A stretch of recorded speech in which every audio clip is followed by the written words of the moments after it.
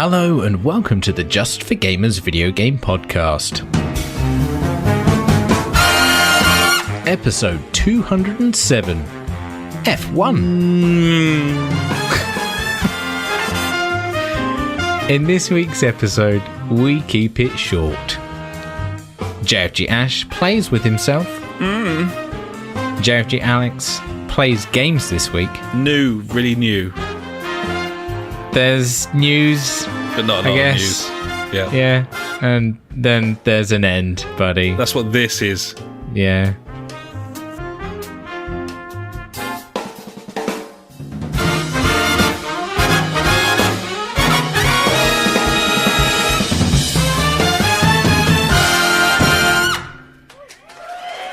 Hello and welcome to the JfG Podcast. This is episode 207. My name is Alex and I'm joined as ever by my very good friend Ash. Hey buddy, how you doing this week? Hey buddy, as always, feeling good on a Wednesday. Yeah. Sparkly thoughts give me the hope to go on. And on, and what a nothing week this week has been. That is the theme for this week for me, is nothing. Nothing? I've done nothing. I've watched a lot of TV, and that is about it, sir. I watched the second season of The OA, if anyone remembers that or has watched it. It's about someone that got kidnapped for 7 years and had a near-death experience, and then experiments happened on them. It was a bit fruity, the first season. It was a bit confusing. Second season, a lot more confusing. It's all about jumping to new dimensions when you die. I'm like, well, that sounds cool. That was good fun. Enjoyed that. Nice, it. Yeah. After you speaking about the F1 documentary on Netflix, I was like, that sounds like something I'd enjoy, and I did. It was fun, that thing. It was a real eye-opener into the sweary nature of the sport. Buddy. Yeah, I'm a big fan of the sweariness. Massive fan. There's a lot of hatred in F1. Everyone just hates everyone else. Understandable when you can only have 20 however many races in the world in this one sport. Quite cutthroat. Yeah, they're going to be a bit like, I'm the best. No, I'm the best kind of thing. Yeah, it makes swinging sense. their dicks about, buddy. That's exactly what they do.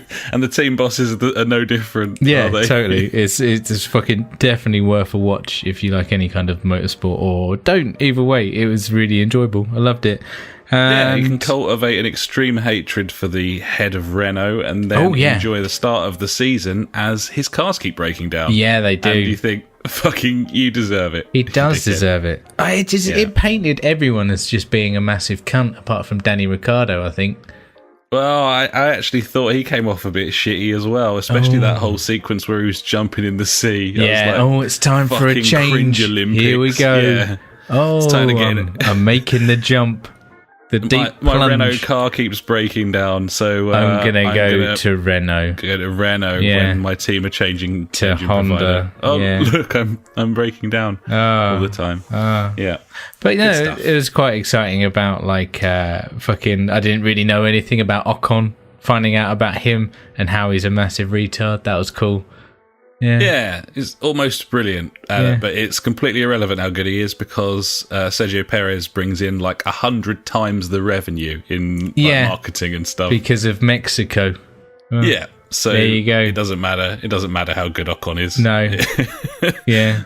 Unlucky there, mate. Unlucky. Soz. But yeah, it was good. Yeah, it was nice. I'm looking forward to next year's one. It was a great recap.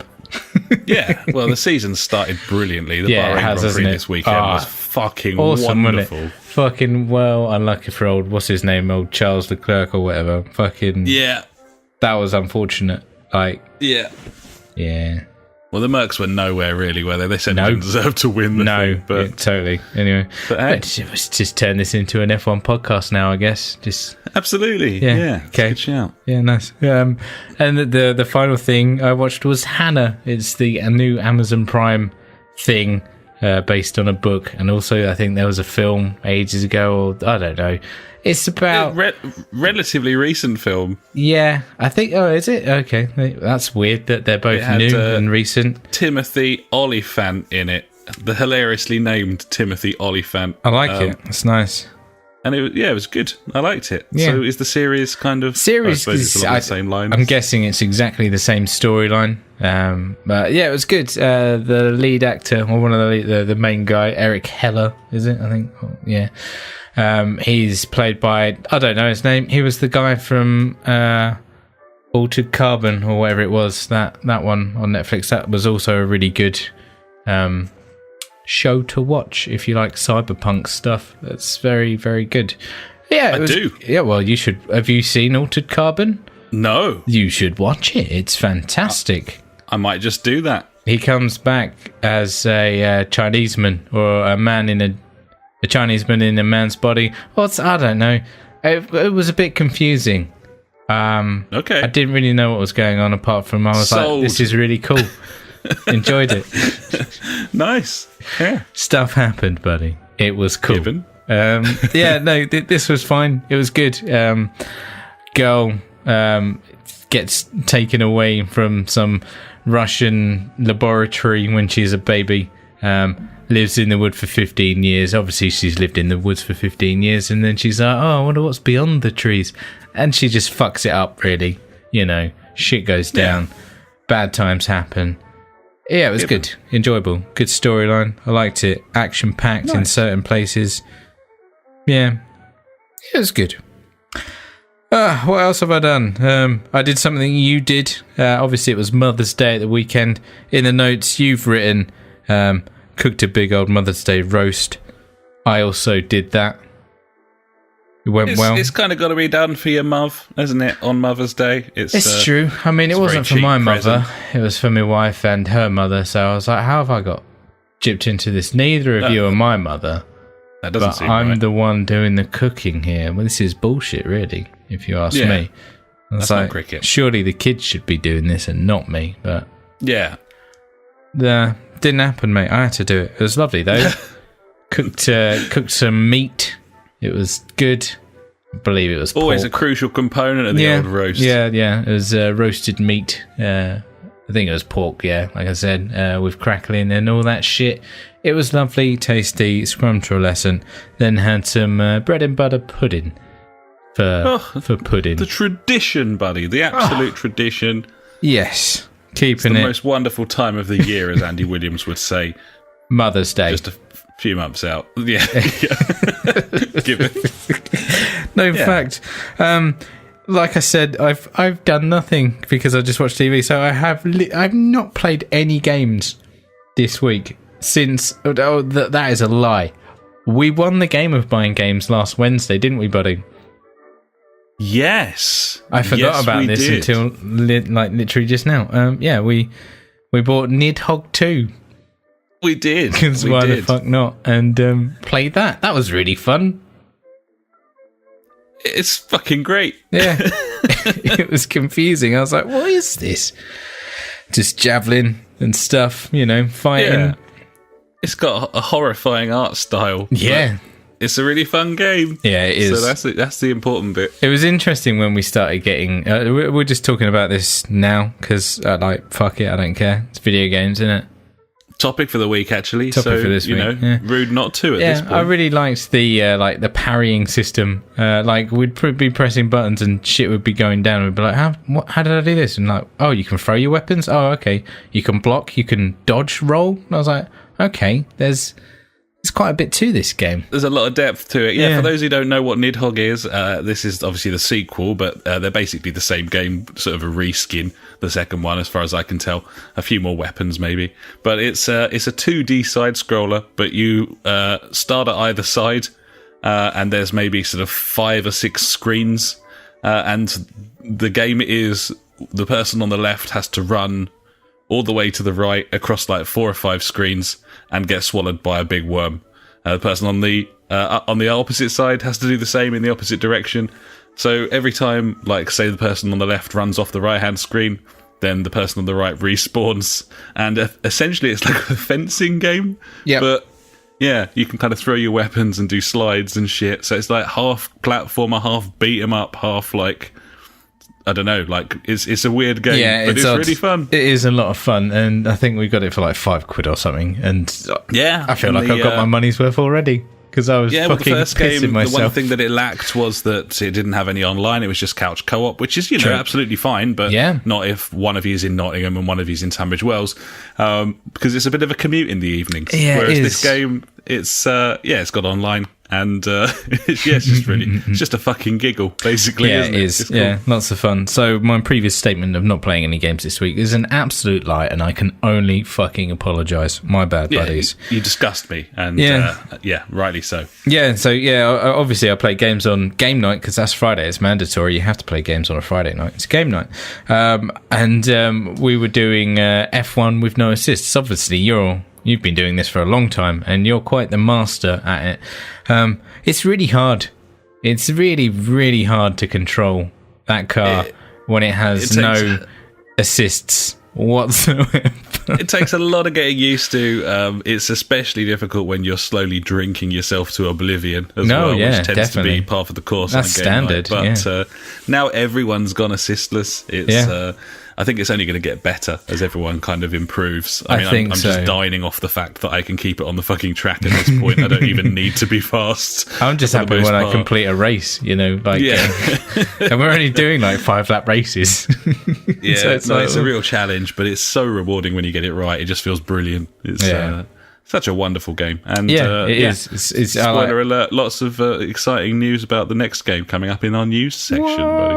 F1. More talk of F1. This is we could just call this one 207 F1. F1. Just call it F1. Done, mate. There you go. And finally, buddy, there's a bit of a sale on the PlayStation Store, and there's some VR titles that I've been keeping my eye on. Obviously, Bridge Crew, that's in the sale again. We didn't pick it up last time, which was a bit unfortunate, but it's back again. I think it's like 15, 16 quid, so probably worth getting. Catch and Release, which is that I'm on a boat in a lake doing some fishing. Yep. I'm up for that. I think that's like 8 quid. Immersive. And then the last one's that Fisherman's Tale, buddy, which is the puzzle game. And you know how I like a good VR puzzle game? I do like the look of that one, actually. It looks cool, it's almost like a sort of really cool point-and-click adventure sort of thing, but kind of first-person in VR, and you've got all the different sort of cogs and things you can turn. It's like a bit sort of like Myst or something like that. But, in VR, so presumably pretty immersive. And, well-reviewed as well. Might have to have a cheeky top-up this week and pick some of them up, I think. That's a hard gibbon from me, buddy. That's a firm gibbon. I'm hankering some VR action at the moment, to be honest. Absolutely. Yeah. So there you go, buddy. I've managed to stretch that out way longer than I thought I would. So you're welcome there. And I've got to ask, what have you been up to this week? Well, A-up, buddy. A-up. A-up, duck. A-up, me duck. What have I been doing? Again, nothing in the week because it's the week and I'm working, so I'm working in the week. But at the weekend, went to Southampton for a child's birthday party. You love kids' birthday parties. Apparently I do, buddy. It's your new thing. As I keep attending them. So yeah, apparently I really, really enjoy them, and obviously, incredibly enjoyable. So also we went to Chichester, buddy, and that was interesting. Chichester, I hadn't been there before, but it looked like a nice town. It didn't give that impression when we entered Chichester, buddy. That's shit. Yeah. So, we got there at like sunset. It was kind of a bit misty. It was very atmospheric, and they've got like a cathedral and a lot of old architecture. And we thought, this could be quite nice. And then we got onto the high street, and there was some woman screaming. She wasn't wearing any trousers. There was a guy lying on the floor. This is 6 p.m, by the way. Standard. And then there was some horrible, ugly fucking freak show of a woman screaming at what looked like just a tourist with like a little camera, and she was like, fucking just shouting in this guy's face, and he looked like he was going to cry. Nice. She was like, "You can't film me. You need to permission to film me? And he's Have you spoken to my agent? He was like, why would I want to film you? And he meant, I promised I didn't film you, but it came out like, you're disgusting. Yeah. And then she was like, to her mate, she was like, he looks like a fucking nonce. Oh, yeah, he looks like a fucking pedo. And these women are like 35 horrible skanks. I'm just like... Yeah. I mean, I doubt they were fit when they were little. So, to be honest, it's... So, yeah, that was my first impressions. Came around the corner and there was some, like, community police officer, like, barking at a woman on a stool who was just trying to sell some, like, bread or something. It was all very strange. Nice. Doughy goodness. I shan't be going to Chichester again. Yeah. That was its chance, and it blew it. Frankly, big time. The only thing that I could say was good about it, I went somewhere called the Real Burger Kitchen, right? And I had a burger called the Dirty Harry, buddy, and sounds filthy. Came in a big brioche bun. It was like a 3-ounce beef patty with nice pink in the middle. Also in there, buddy, a whole large onion ring the size of the beef patty. Nice. We had buttermilk breaded chicken in there as well. Jesus. A selection of different sort of cheeses, some sort of barbecue sauce, bit of dick cheese, some red onion. It was a big fucking burger. It was very tasty, and so that was an attempt by Chichester to kind of swing things in their favour, which ultimately failed, but did score them some brownie points before we inevitably left soon after. So, yeah. That's Chichester for you, buddy. Nice. Other than that, don't go to Chichester. I mean, I'm going to be annoying the thousands of listeners we have from the Chichester area. I had it planned. It was on my to-do list.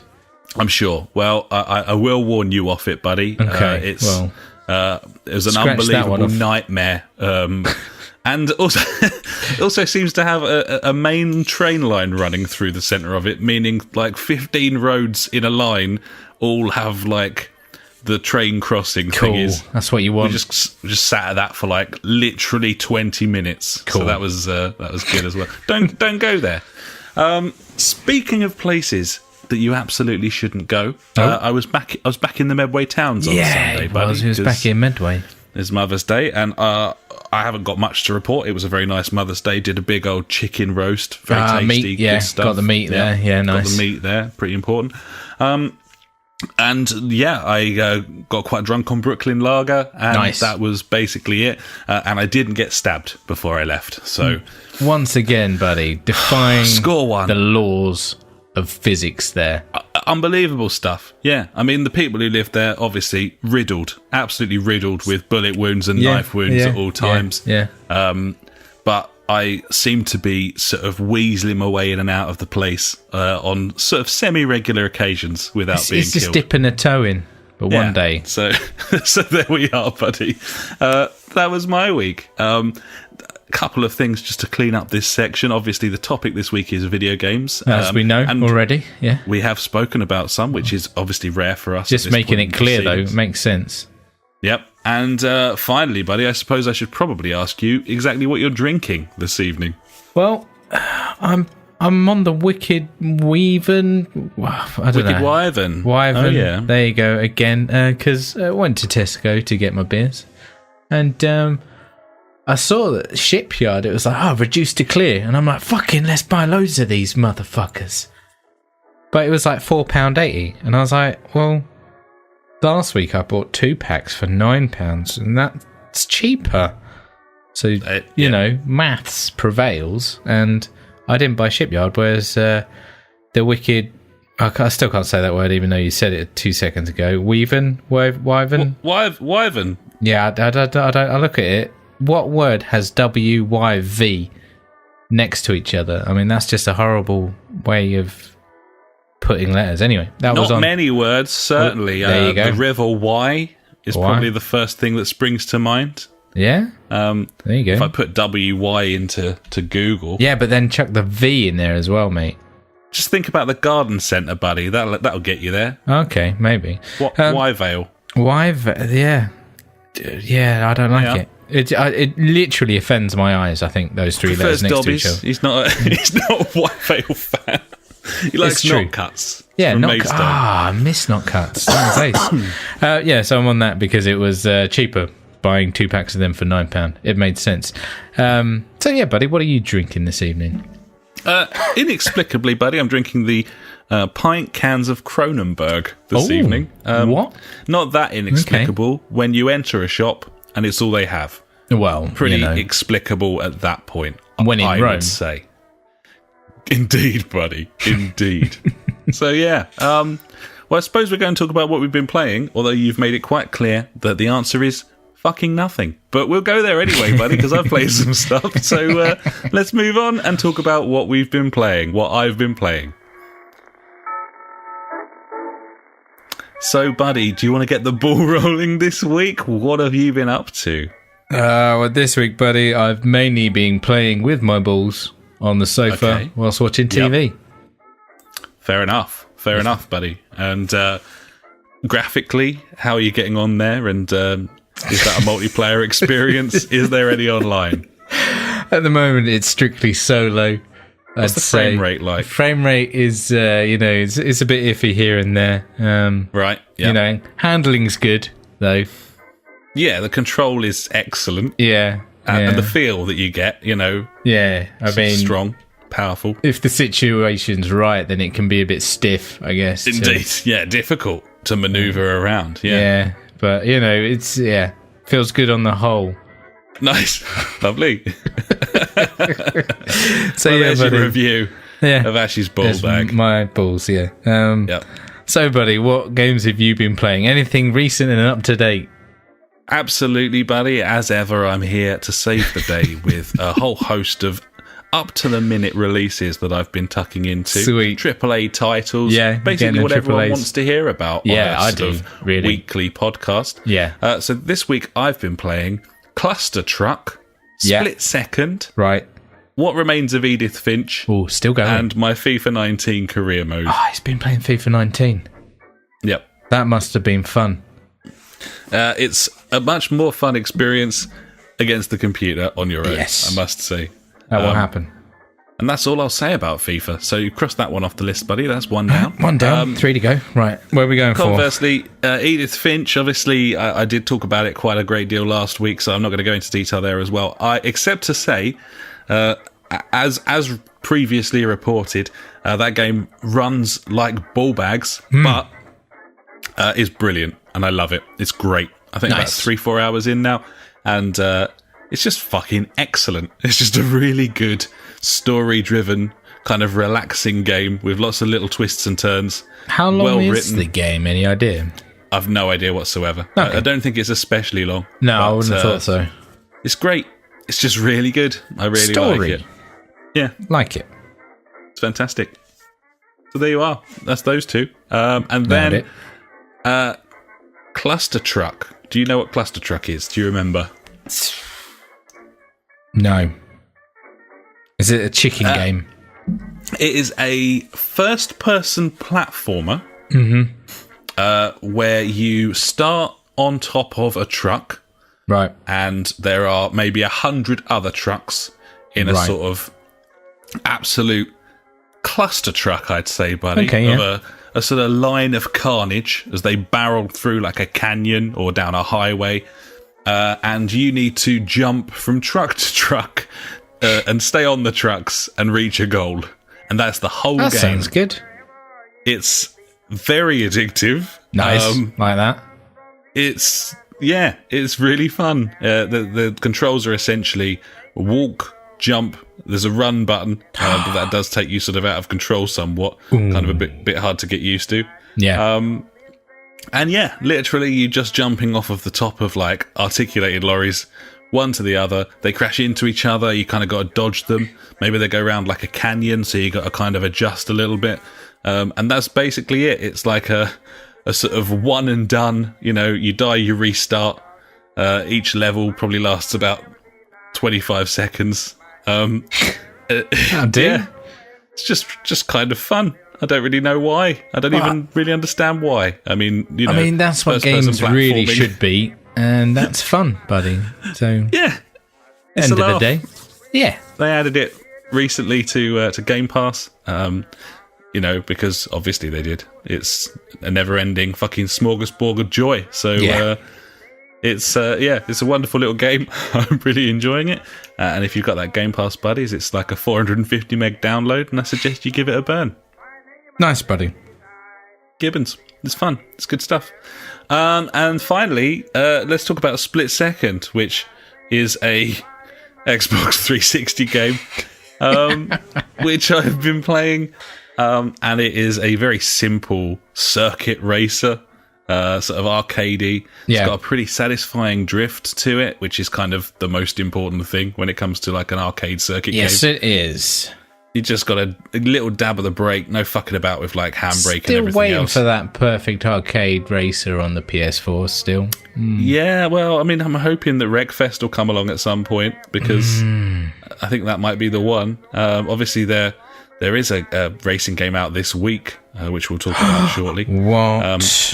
It might be worth investigating somewhat. But it's got a boost mechanic, and as you charge the bar at the bottom, it unlocks various little perks where you can like bomb other cars. But also, if you charge it up all the way, then there's certain points on the maps where you can like bring down a building on top of your opponents and that sort of thing. So it's kind of a case of gracefully drifting around the circuit, charging your bar up, and then executing explosions. That's kind of the game, and it's really fun. I really like it.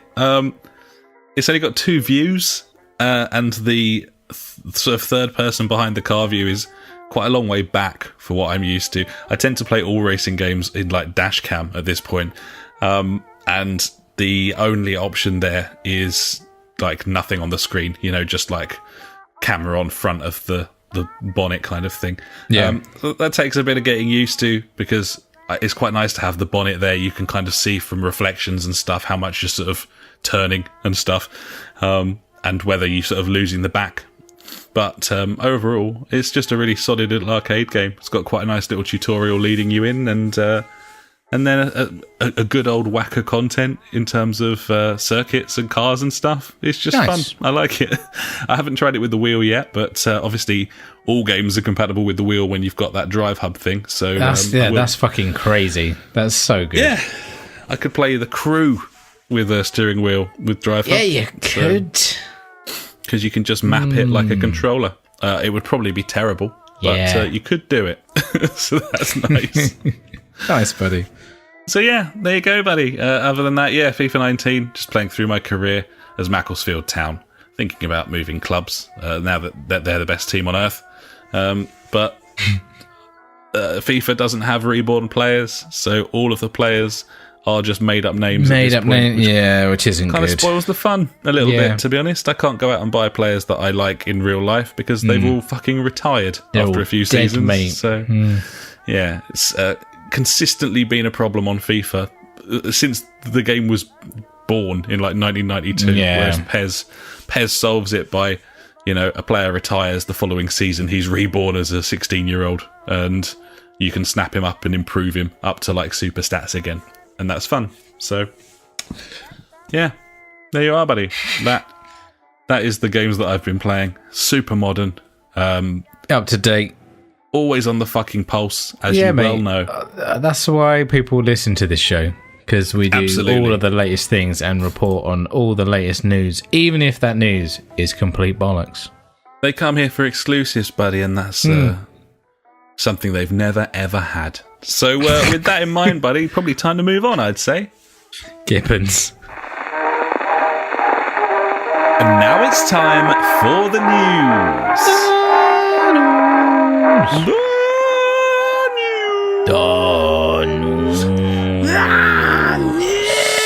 Fucking news. Possibly going to be quite a short show this evening, buddy, because there's... I believe so. There's fuck not all going on. No, there's really? Nothing's going on, mate. I haven't done anything. I got some bits and bobs in the news. I will bring them to you now, but they're mainly snippets rather than things to sort of talk about in great length. But anyway, here we go. Number 1. Number Wang, sorry. Whoa. Number Wang, number one. Media Molecule's Dreams will soft launch in a sort of alpha state on the 16th of April, priced at £25. Yeah, no VR support, like it. No VR support. So I got an email a week or two ago sort of suggesting there was going to be a beta of some sort of this game. I didn't expect that beta to be £25. No. Obviously, you get the full game if you put that 25 quid down, but also, it might be shit. I mean, we don't even know really what it is, other than it's a game where you can make games, something we definitely won't do, and it's been delayed repeatedly. Always a terrible sign. So, the pedigree of the studio is such that I think a lot of people will probably buy into this, but I still don't really understand what the actual minute-by-minute gameplay is, and I'm certainly not willing to pay 25 quid to fucking find out. Add the lack of VR at launch as well, and I don't know, really. You I don't can know what to make of fucking it. do one, son. Yeah, what do you make of this? I mean, obviously, it's not something that they've been doing on PlayStation. No, like having and they were so against the whole alpha state, early access, and that's the words, early access. Oh no, you can't have that with early access. Oh no, because Microsoft have got their idea Xbox thing, and that's how they kind of. But this is kind of unprecedented on the PlayStation. It's kind of a first-party title as well, with Media Molecule being a Sony company. They're just fucking going oh, well, it's ours, so we can do what we want. But if anyone else wants to do this, no, fuck off kind of thing. It's, I don't know. I think it's fucking... Well, firstly, I don't really care. Because, this whole early access thing's been around for ages on PC and stuff like that. I'm trying to think if I've ever bought into it. I don't think I have, actually. No, I certainly haven't ever put my money down early doors. No. So, therefore, I don't really agree with the practice of having early access in games, because, obviously, you want a game, you want to play that game when it comes out, and you play the shit out of it. And if you play the shit out of it when it's shit, you're not getting the best out of the game. Whereas if obviously you wait until that game is fully out and then buy it, then hopefully it would be better, in a better place than where it was when it began. That's my views on it. It's fucking just continually extending the life of these video games, which I don't like. I've made that quite clear with the whole games as a service thing. But the idea that they're launching them before they're finished and you're paying for them, then they're coming out and finally with a final release, a year or two into their lifespan, and then they're games as a service and more stuff. You're talking about games lasting as long as the cycle of a fucking console, and that is not the sort of experience that I'm after. I don't want to play the same thing for years. No, and if anything, this week away from games, my hiatus or whatever, I don't know what it was, it's kind of made me think I do want to just play other games kind of thing. I enjoy the community aspect of these games, but those single player experiences are fantastic, or just little games mainly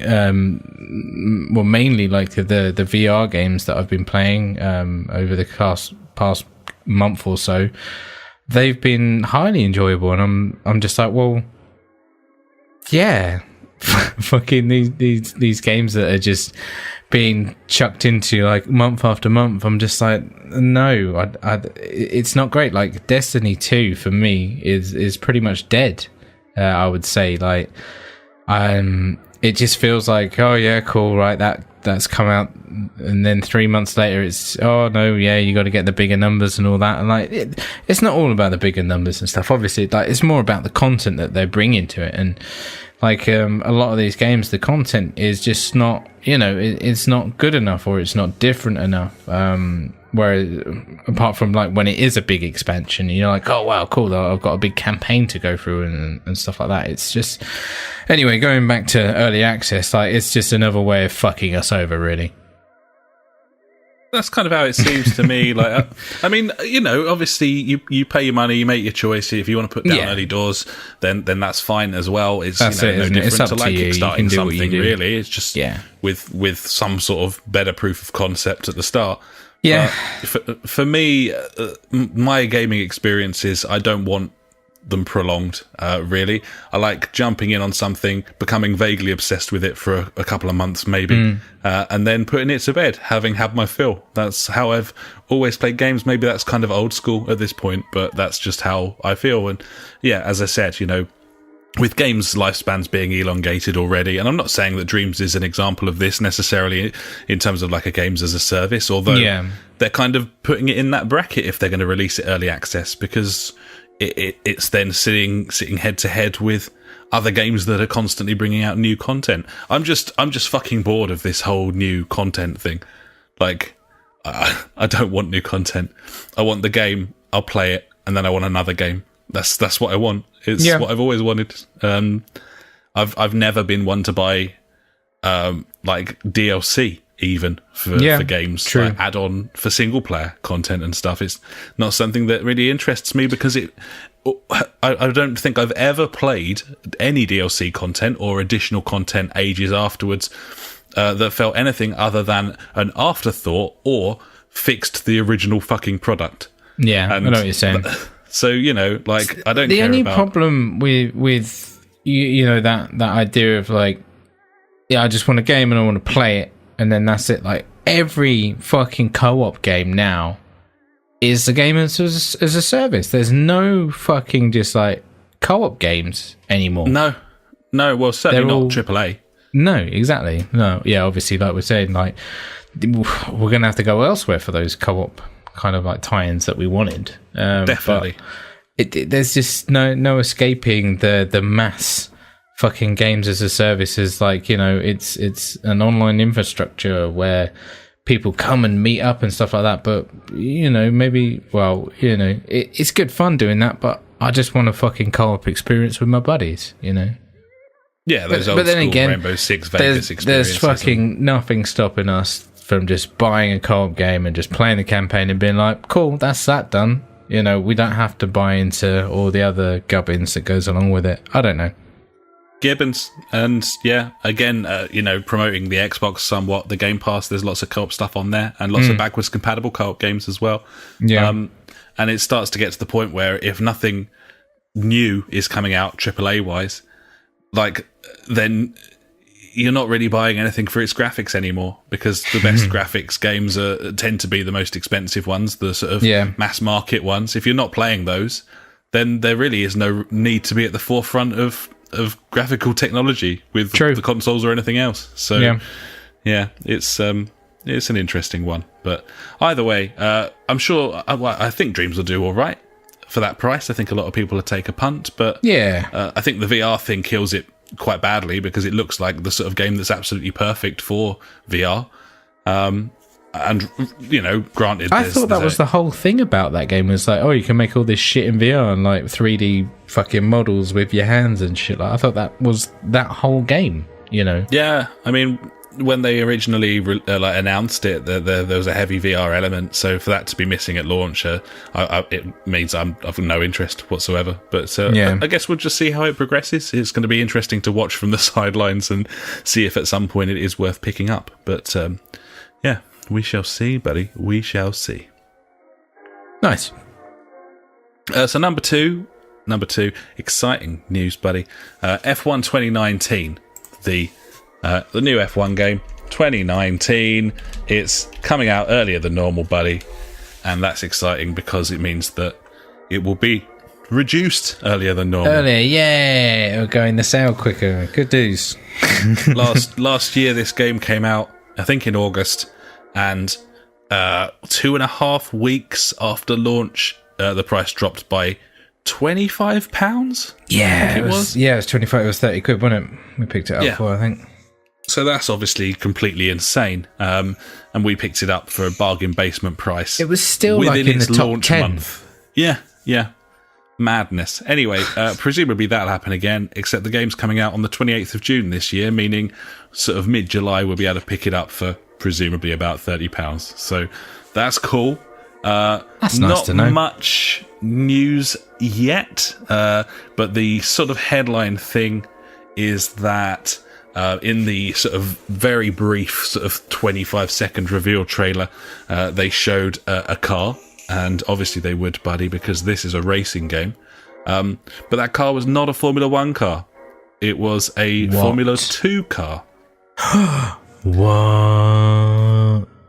So it looks like that's the big deal. That's the big news this year, is that the F2 cars, it looks like they're going to be available. And I'm hoping that the whole pack will be available and this won't be fucking early DLC content or day one edition bullshit or whatever, or an excuse for them to sell you cars, because I won't buy them.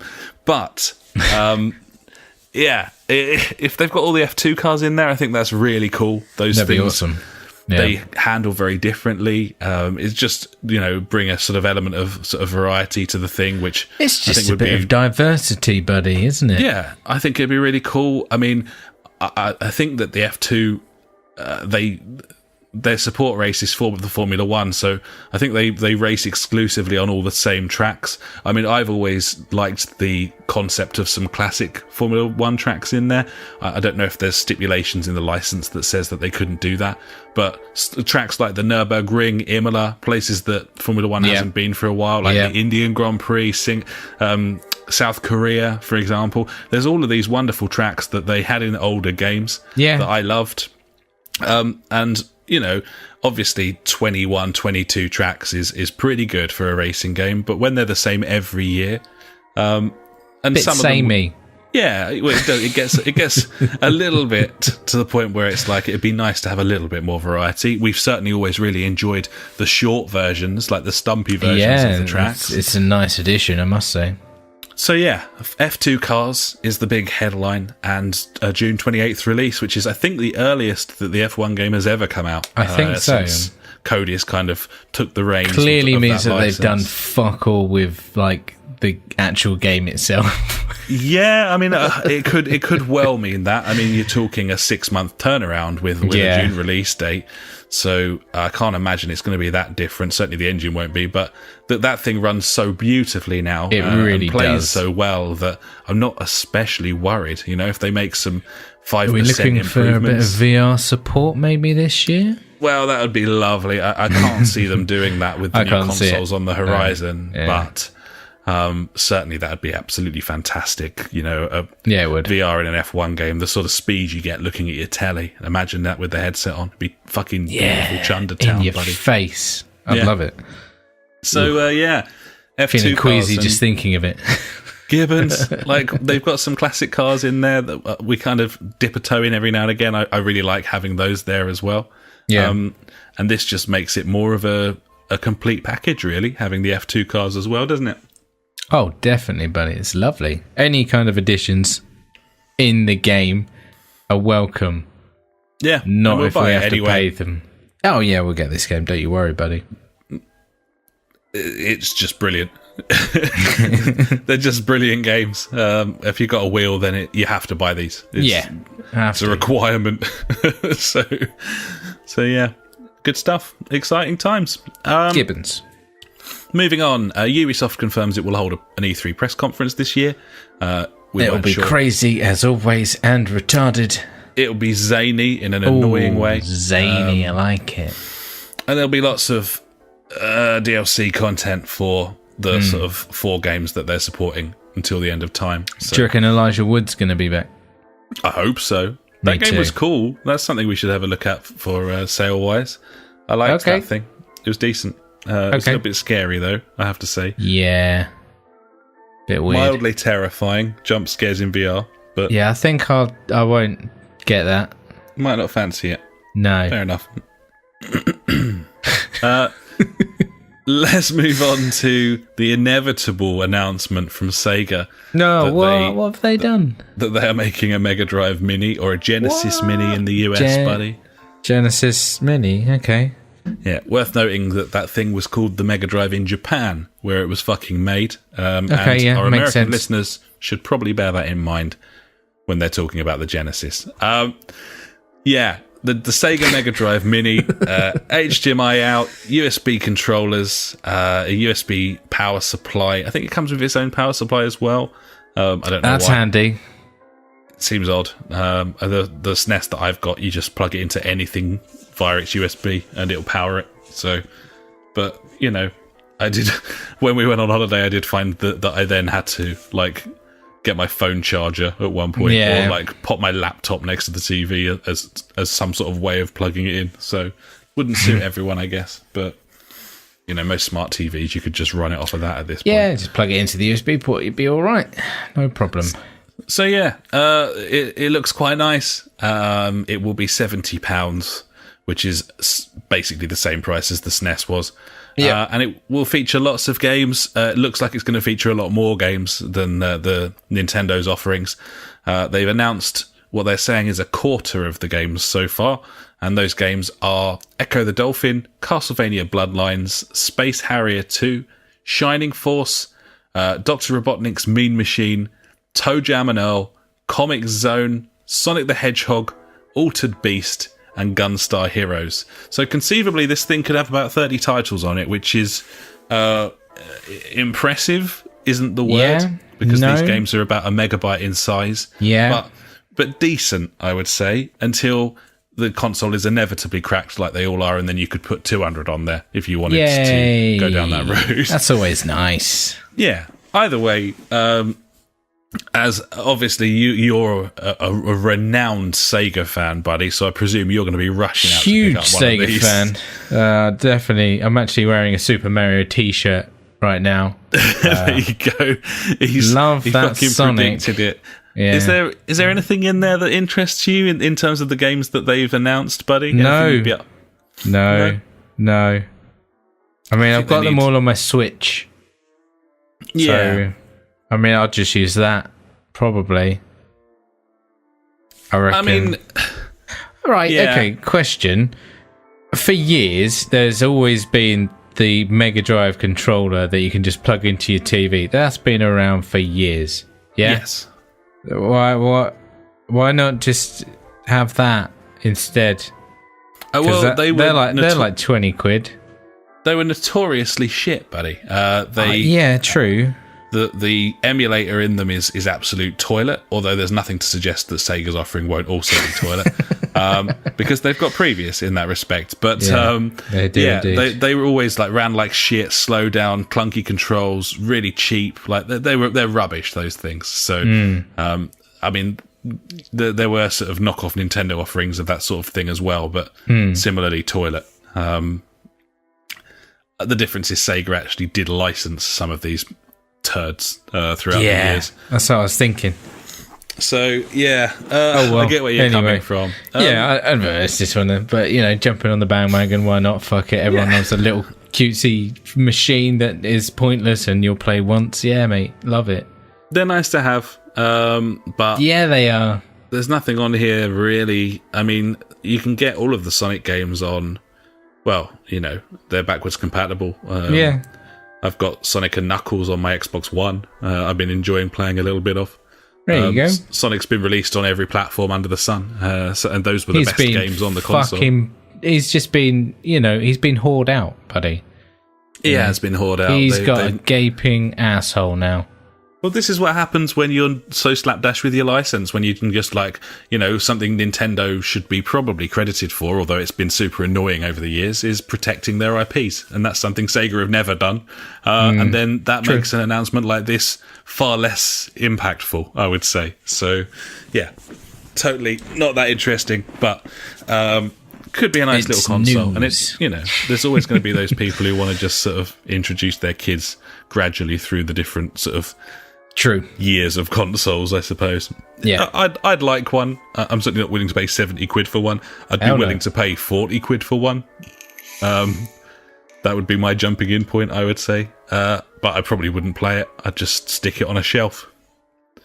So sounds good. It'd be an expensive ornament. It would. Well, or a cheap ornament, depending on your tastes. And money situations. Exactly. For me, that would be an expensive ornament. Yes. Yeah. Yes. So, there you go. Mega Drive Mini. At least it sort of rolls off the tongue quite nicely. I was looking at some gaming posters to put up in my room when I finally get it done, and there was some for £10. I'm like, fucking £10 for a poster? Fucking hell, what do these cunts think I'm made of money? You can get those metal posters, can't you? I went on one website, and the poster was £3. I was like, yes, I'll buy a poster for £3. That sounds amazing. Then it was like £8 postage. I'm like, you fucking bastards. Oh, that's what that fucking what's that website that always advertises business cards? I don't know, but yeah, that one. Yeah, the business card company. Yeah, they're always going on about fucking get this printed, get that printed. I went on there when I was doing my music and I wanted something, and yeah, they it's like £2 or something for 100 business cards, and then that sounds good. And then postage is $14.99.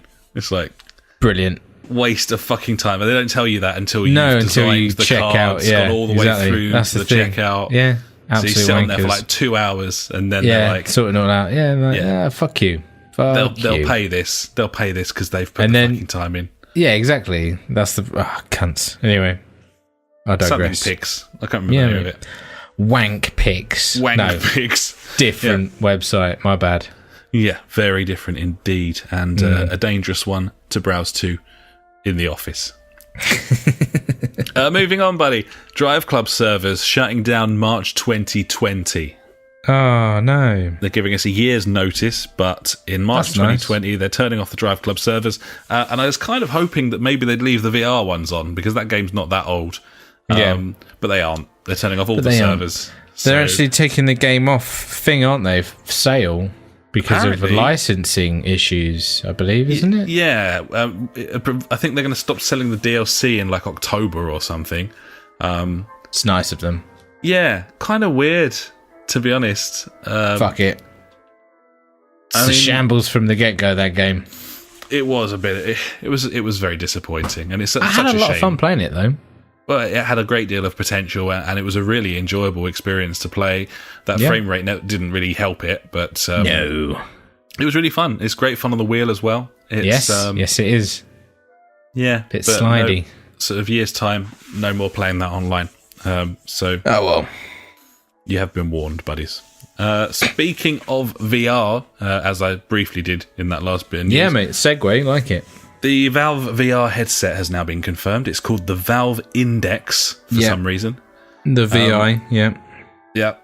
It's going to be a headset. It will include integrated headphones, a tether with a DisplayPort 1.2, and USB 3.0 connectors, a power adapter, regionalized power adapter plugs, 2 face gaskets, and a cleaning cloth. There you are.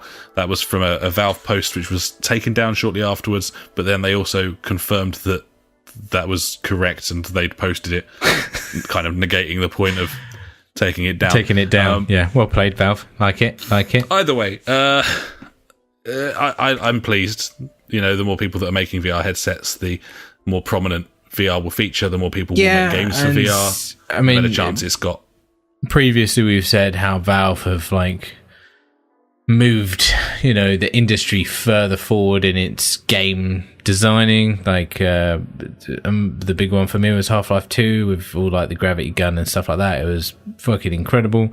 And the 3D puzzles in that game were nice. Playing them now, they're fucking not really much to be like, oh yeah, that's really simple, but when the game came out, it was like, fucking wow, check that shit out, that's really cool. And then obviously everyone started doing the same thing.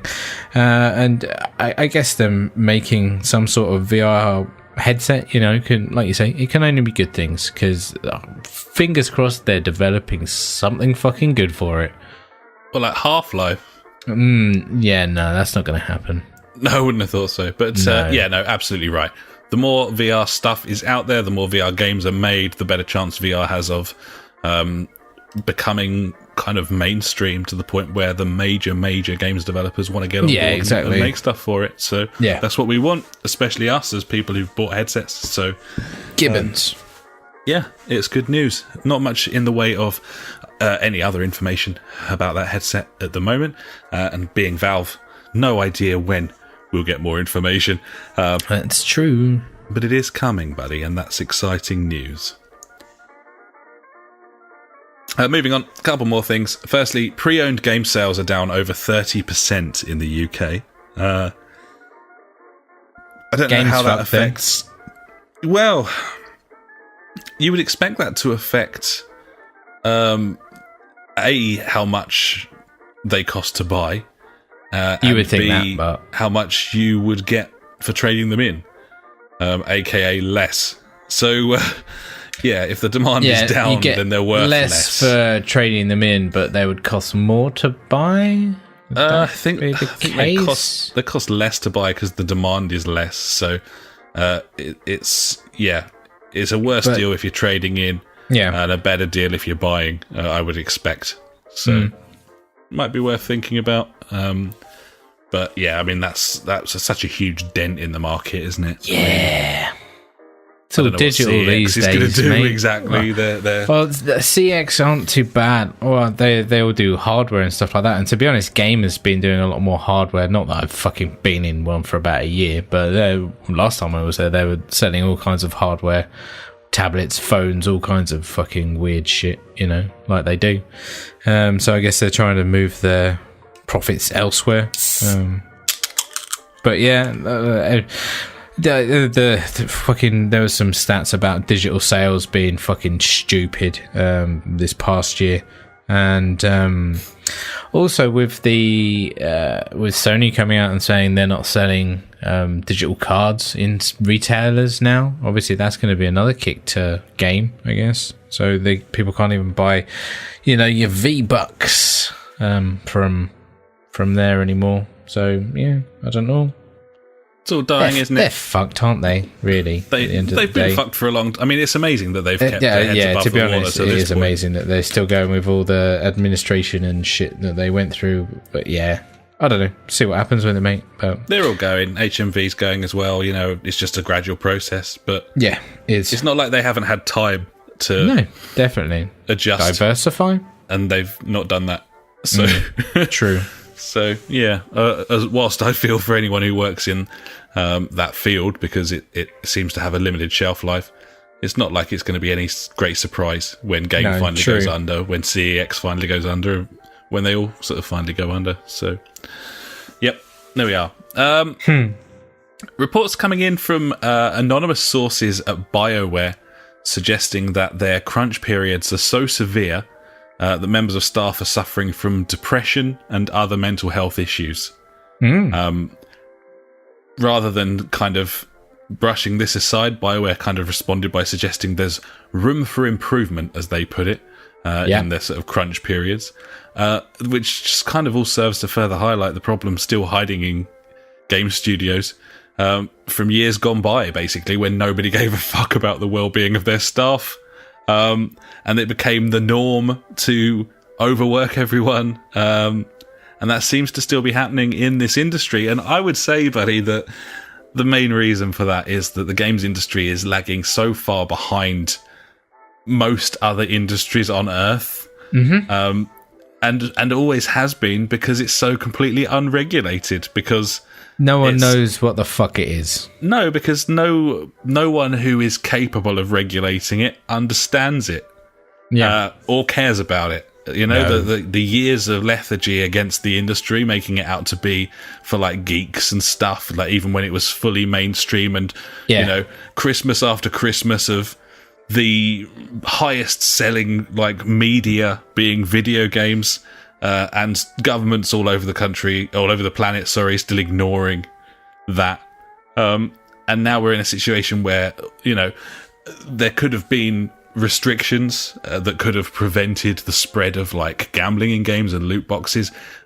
Governments are now talking about it, but they should have been talking about it ages ago. They should have been preventing it in the first place. And this is just another... I'm going to get a gambling addiction, blame it on games, and then blame the government for not putting restrictions on it. Well, there you go. No, I mean, obviously you're right. You're right. Accountability-wise, I just think like, I've been watching some of those panels from the Gambling Commission. And the people in charge have no idea about the industry, to the point where they're relying on games journalists to come in and fill them in. And those games journalists are getting paid off. well, yeah, I mean, there is, again, that's another example of the problem with the industry, the fact that if people want to pay us off, then I'm more than welcome. Yeah. the journalism isn't journalism because it's paid for by the business that it's reviewing. So it's those all advertisements. The games industry is fucking stupid, but this is just another example, really. I think everyone's kind of been aware that crunch periods, we had reports earlier in the year from various studios, people sleeping under their desks. Rockstar had a massive problem. But if you're looking at it now, everyone's fucking forgotten that Red Dead had all this controversy surrounding the way that people were being overworked. Everyone's forgotten about it. No one's talking about it. I don't think anything's been done about it. Of course not. It's hot topic for like 2 minutes, and it's like then everyone just fucks off onto the new thing. That's the internet age, buddy. And that'll be the same with this. But it's quite clear that... Yeah. I suppose the lack of... Well, the fucking attitudes in America to unions and the rights of workers doesn't help when a lot of the major... those guys. Yeah, well, when a lot of the major studios are based in the States, or at least paid for by companies in the States, then that's an issue. But yeah, I don't know. I mean, Rockstar was a prominently UK based company with the same issues, so maybe that's not got a massive bearing on things. Either way, it's really bad, and I doubt anything will happen. People will be on the outside saying, well, don't fucking work there then. But it's not really usually as simple as that, especially when you're doing something that you essentially love or have wanted to do for your whole life. Yeah, exactly. It's a career that you've always wanted to do, and you're doing it, and you will do anything to stay in that, I guess, especially at that high level, which is incredibly hard to get into. You don't want to fuck it up, really, do you? It's just it becomes it really can sort of become everything. If you're spending so much of like the percentage of your waking life working, then it starts to sort of haunt your fucking dreams when you're not there. Like, people just need a break from shit. I mean, I've noticed since, like, I'm in no way overworked in my new job, but I am working sort of 45-hour weeks, 46 hours sometimes, and there comes a point when it's really hard to stop thinking about it because you're so used to having it in mind all the time. Especially and that's why you do a video games podcast, buddy. Yeah, exactly. But especially when it's something that you don't hate. Like, I don't hate what I'm doing, and therefore my mind is inevitably more interested in thinking about it. Whereas, like, if you're in something terrible, then the first thing you want to do when you walk out the door is forget about it. Go to the pub, yeah. Yeah. It's a tricky topic, but I think all of it probably speaks to just a lack of regulation in general across the games industry that's kind of always been there, but it just seems more and more mental as the years go on and things improve in other fields, other aspects of society. It's it just makes them look more and more backward and stupid and terrible for the people working in there. Yes, unfortunately, buddy, it is sad. And that's my serious 5 minutes, buddy, for this week. That was a good serious 5 minutes, buddy. Let's get back to fucking nonsense. Roger Dodger, buddy. Battlefield 5 introducing premium currency this week. Yes. Because fuck you if you bought Battlefield 5, says EA, presumably. So that game didn't sell very well. That's probably why this is happening. If it sold well, this would also be happening. Because it's EA, because fuck you if you bought Battlefield 5, apparently. Fuck you guys, yeah. With that, buddy, I sign off from my news section and hand over to you for my favourite section, and I'm sure the listeners as well.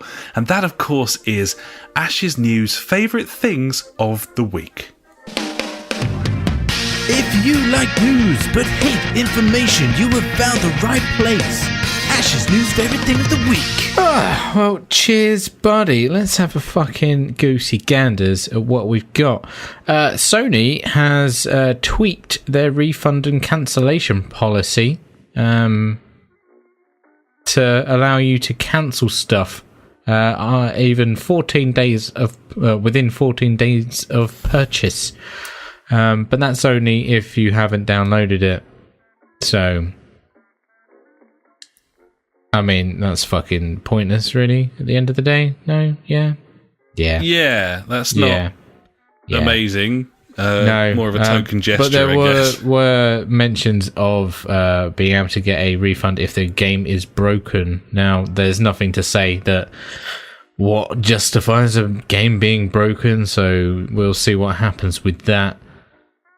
Wow. Fuck all, really. I've got 3 other things. Here we go. The Switch is finally getting its first controller that supports in-game chat. Wow. I can't believe they've got that technologies to work on the these Switch, days, buddy. I know. You'll be able to chat and listen and also play.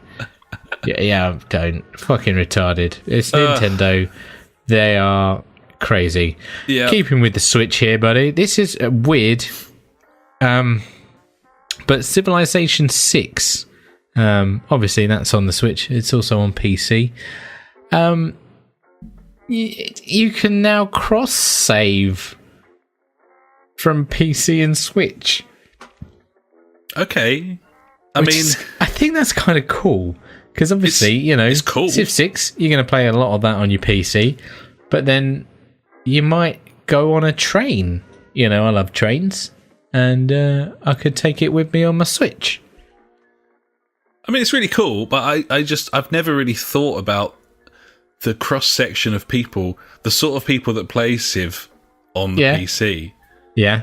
That doesn't strike me as your standard Switch user. Switch owner. Yeah. No. Yeah. And I think that's mainly why I highlighted this, because it's cool, but why? You just wonder how much effort that took for them to get that working. Yeah. Why? That's the main question. That if I was there at that or wherever that got, they were like, yeah, and this is happening. I'd be like, why? We did it, guys. Yeah, there was no one in that room that was like, but why have we done it? Why? We shouldn't complain about cross features and stuff. No, definitely not. But it's fantastic. Right. Yeah. It's a little bit strange, isn't it? It's a bit weird.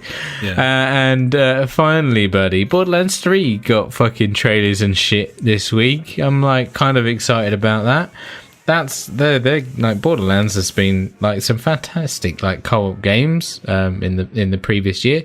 And I'm kind of excited about it. Apparently, it's launching in September on Xbox One, PS4, and exclusively on the Epic Store for PC. Oh, that's going to go down like a sack of shit, of course. But yeah. Yeah, you've always we've always been a big fan of Borderlands. Yeah. I think you've always been like a quite the fan. And I suppose really, if you look back now at the original Borderlands and certainly Borderlands 2, they were probably a fairly early marker of the sort of Destiny kind of gameplay, really. Yeah, if you think about in it. a sense, without like the whole mass online thing, it was just you and 3 other buddies, like 4-player co-op, crack on and go for it. And we played a lot of Borderlands 2, didn't we? Because you didn't get on the original Borderlands. I think I played that with Funk and Bobble back in the day. Yeah, but I really, really enjoyed those games. They're great fun. The amount of fucking loot that thing throws at you is awesome. I think the art design was fantastic because originally when the first Borderlands was like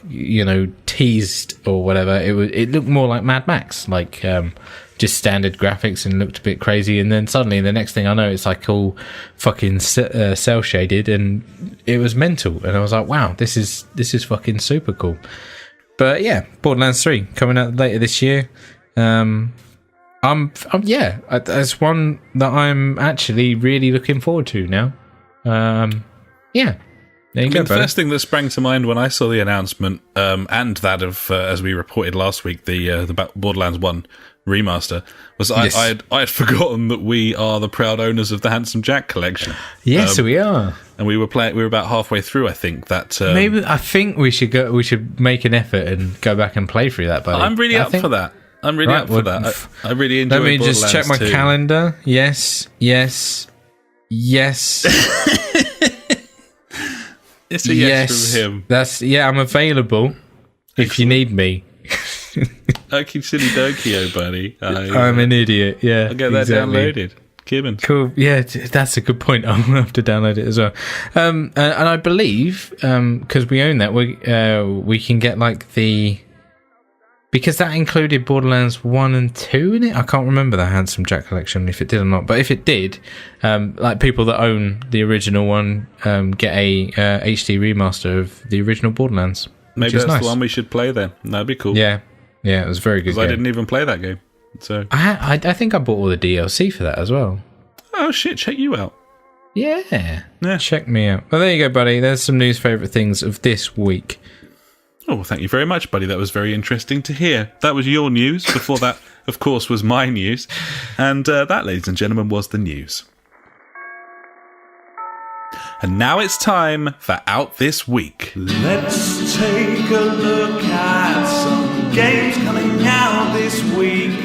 Probably filled with microtransactions, the crazy pay-to-win mechanics. Because fuck you all. It's fuck you all. Fuck you all. Fuck you all. Buy our shit. And that's Out This Week. It certainly is, buddy. And yes. Super Dragon Ball Heroes World Mission arrives on the Switch and PC this week. But wait, there's more. Dangerous Driving arrives on the PS4 and Xbox One. This is what I was talking about earlier when I mentioned an arcade racer. It's from the original creators of Burnout. It's being predominantly described as a low-budget Burnout. Getting some decent reviews here, actually. Looks quite fun. And that's out this week, so probably worth a little look from us. It might be the arcade racer that we're after. It's got that Burnout feel, apparently, and have we got a price point on Dangerous Driving? I haven't looked it up, actually, but I certainly can, buddy, because I'm staring at a laptop the internet that's connected to the internet. So, okay. Just having a look now. Coming soon. I'm on the PlayStation Store website, so we could be store.playstation. That's $24.99 or $22.49 for PS Plus members. Oh, that's pre-order though, isn't it? Ooh. That's pre-order with VIP sedan. Wow, not the VIP sedan. Fuck yeah. Is there a non-VIP? No, there isn't, buddy. There's never a non-VIP. Because everyone is VIP these days. You'll get an award just for fucking turning up. Yeah, that's the only listing at the moment. Either way, it's something that I'm interested in because I like racing games. So do I. Yeah. So it might be worth a look, see what online components that has. That could be quite fun. Nice, yeah. Elsewhere, Neo Atlas 1469 arrives on the Switch. It is a strategy game. It's kind of like a ship trading sort of game. Shit trading? Ship. As in poo? With a P. Okay. And that's an important distinction to make. That game's out on the Switch this week. One that I'm interested in is Shovel Knight Showdown, which is some lovely alliteration and is a 2D platformer. And I've had my eye on it for a little while, essentially since I finished off with Celeste. So this is coming out. Have you finished it now? Have you finished it? I have not finished the very final level because I think it's probably beyond my capabilities. I think I'm about 3 screens from the end, but it's just absolutely rock hard. And having taken a little break, it probably take me a few hours to get back to where I was in terms of skill level. So yeah, I think it's defeated me. It's a miracle that it didn't do that earlier. I suppose a testament to the game design. But yeah, I had completed everything. This was like a sort of extra bonus stage, sort of post-credits type thing. And yeah, rock hard. Ooh. Absolutely rock hard. So I'm looking at Shovel Knight Showdown. It looks like a beat 'em up, not like a standard 2D platformer. Yeah. It's got like that sort of not beat 'em up, you know. Yeah. Sort of thing. No, it looks like a fighting game. Tower Fall Ascension. Yeah. So I think that could be really interesting. I'm kind of digging retro games at the moment. And I also would quite like the original game because that was much more of a sort of old school standard kind of thing. But yeah, could be worth a look, and it's coming out on essentially everything: PS4, Xbox One, Switch, PC, and even Mac. So nice. That's Shovel Knight Showdown. Ace Attorney Trilogy arrives on PS4, Xbox One, Switch, and PC. That is Ace Attorney. Ace Attorney, yeah. If you care about that, you'll already know what it is. If You'll you know don't about what Ace it is, Attorney. You will not care about that. You don't need to worry about it, yeah. I wouldn't worry. No. Earth Defense Force Iron Rain, because what the world really needs is another Earth Defense Force game. It's true. So that's Always. good. The Nintendo Labo VR kit arrives on Switch. By VR, they of course mean a piece of cardboard that you can turn into something you can wear on your face with the Switch kind of sitting in it. That's coming out this week. That's going to be incredibly uncomfortable and shit. I believe it probably will. I'm looking forward to seeing that thing in action. And then finally, Konami Arcade Classics arrives on PS4, Xbox One, Switch, and PC. And that is something I have so little interest in, I didn't even bother looking up what games are included. You don't need to, because it's awful. It's Konami. So that's great. Nice. Yeah. And that's out this week, buddy. There you are. It is.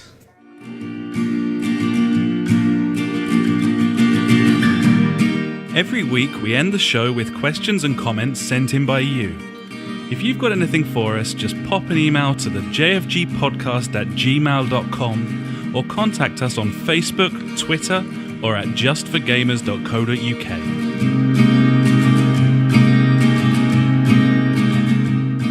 And now it's time for JfG Street Beat. You got a question we want to know. Street Beat. Facebook, Twitter, we're on them all. So hit us up to be on the show. Beat. The JfG Street Beat. Street Beat. We want to know. Get in the shoe. Get on the shoe. And Cosmic Dad is on the show. There Our he is. glorious He's there benefactor. again. There he is, buddy. He's on the show. And he says this. I'm still an episode behind, so you missing one helped out with my podcast backlog a bit. Cheers. You're welcome, buddy. That's why we did it. Yeah. So, yeah. You're welcome. And then he's got something I'm pretty interested in, because obviously I mentioned before that Vampire is arriving on Game Pass. It's a game that I've been wanting to play for a while. So he's got some thoughts on it here. He says, so Vampire then. I got this for Christmas last year, and it is interesting. It suggests to you that you can either play the game as a bloodthirsty murderer or a thoughtful, under-the-radar, only murder bad and sick people vampire. Trouble is, you get more XP for being bloodthirsty and murdering everyone, so ultimately, about 10 hours in, what happens is you reach a point in the game, if you've gone under the radar, where you can't progress because of the boss being 5 levels above you and one hitting you. So nice Handy. idea, but ultimately bollocks, because the only way to progress is to murder everyone. Just my 2 cents, your mileage may vary. Duly noted, buddy. I will be a complete bastard then, so that the game works. Yeah, I mean, that's annoying. that is isn't annoying. it? I mean, I'm a big fan of the stealth kills, it just reminds me of Dishonored 2 and Hitman. I play those games as stealthily as I possibly can, so not that well. But, I try. And, if a game has those 2 options, I'm always going to go for that, because it's like, oh yeah, I don't want to get seen, don't want to get found out, And I feel like by doing that, you should be rewarded more than just going around beating everyone off. Whee. It's a bit of a flaw, isn't it? I mean, I spoke to one of my friends about this, actually, who has played through this and was really enjoyed it. But everyone I've spoken to, who even those who really like the game, they all say, but there's always a caveat. Yeah. It kind of reviewed that way as well. 6s, 7s, because brilliant proof of concept, and 80% of it was wonderful, but there's issues. And that is annoying, especially, as you say, in a game where, they've made it so that you can be under the radar. I mean, he said that he played it as the under the radar, trying to be a good vampire kind of thing. Yeah. Even in doing that, he came across a couple of sort of fork in the road decision making spots where it really wasn't clear which decision was the good one. And then They're both bad. Despite making it all the way to the end, having not essentially killed anyone other than when he literally was forced to, he still got the bad ending, even though he diligently worked his way through the game, really sort of tolerated being underpowered and so on.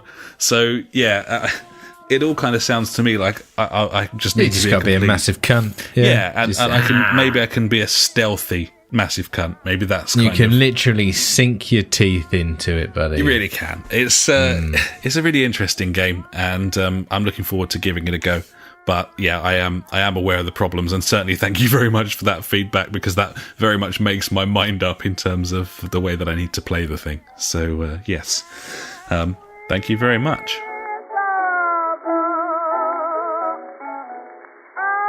So I think that'll about do us, buddy, for episode 207 of the JfG podcast.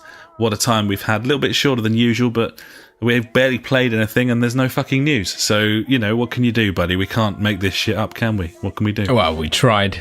We talked about absolute fucking shit. And I've just remembered the time that I did play games this week, I learned about oversteer and understeer in a drunken state. Because I was like, what the fuck does it mean? Yes. Yeah. And now I know. Now we know. Now we know, buddy. We know now. It's an excuse. If your car doesn't go well, you can be like, understeer. You can blame it on the limited capabilities of the machine. This car should be better. Yeah, because it should turn better. You know, it should turn. Physics should apply like 200 miles an hour. I want to do a right 90-degree turn here. Yeah. Fucking understeer, oversteer. Bastards. That's how they get you. That's how they get you, buddy. But yeah, no, great show, buddy. Enjoyed it. Looking forward to next week, where hopefully I would have played some games. Maybe we'll play some Borderlands. I'd be well up for that. And I think it's about this point in the evening where we head off onto the PlayStation Store and just kind of look at shit for a while. I feel like we're buying some VR, buddy. There's no question about it. Could happen. It could happen. It's going to happen. Well, let's go and fucking do that then, probably. Thanks very much for listening, everyone.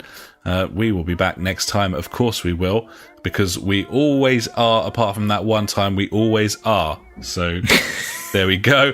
Thanks very much, buddies. We'll catch you next time. Until then, I've been Alex. He has been Ash. Goodbye. Farewell.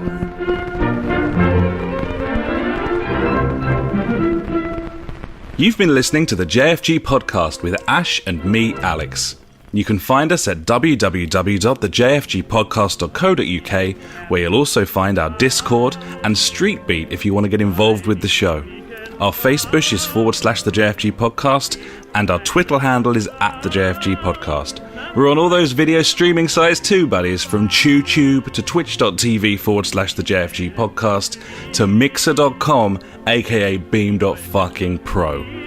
We've got a PS4 community you can join. Just search the JfG Podcast on there. And we're also on Google Plus if that is how you choose to live your life. Thanks so much for listening, buddies. We'll catch you next time.